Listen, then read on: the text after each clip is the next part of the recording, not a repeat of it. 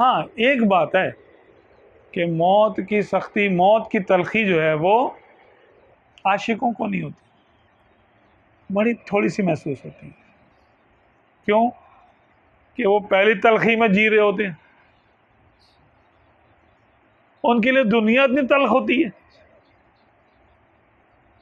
حجاب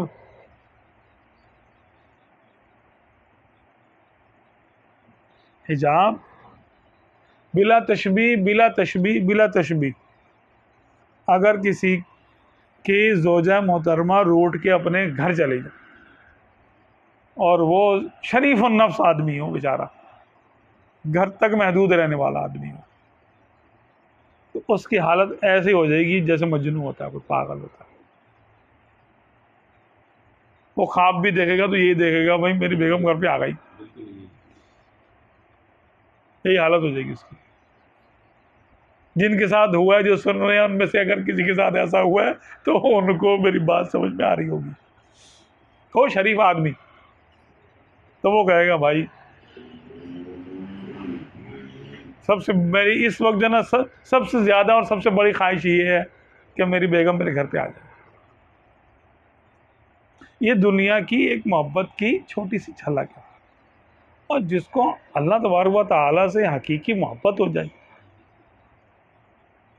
اور یہ اللہ تبارک و تعالیٰ اپنے مقبول بندوں کو اپنی محبت عطا کرتا ہے تاکہ ان کے لیے دنیا قید خانہ بن جائے۔ کیوں؟ کہ جب چھوٹیں گے تو خوشی خوشی آئیں گے نا۔ اب قید خانے سے جو نکلے گا، کبھی کوئی روتا ہوا نکلا؟ قید خانے کے دروازے کے باہر آپ کھڑے ہو جائیں، کوئی باہر آئے اور رونا شروع ہو جائے، یار مجھے کیوں نکال دیا یار، میں اندر ہی صحیح تھا بھائی، ٹھیک ہے۔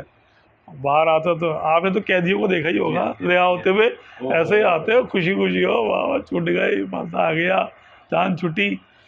تو کون کہتا ہے کہ مومن مر گئے، قید سے چھوٹے، وہ اپنے گھر گئے؟ تو وہ تو اب اپنے گھر جا رہے ہیں۔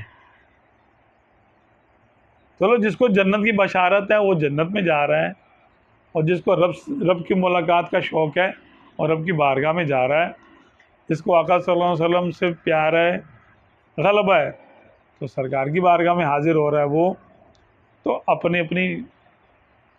یہ موت اچھی موت ہے۔ اللہ تعالیٰ ہمیں اچھی موت عطا کرے، ایمان عافیت والی اچھی موت عطا کرے، سوء خاتمہ سے بچائے۔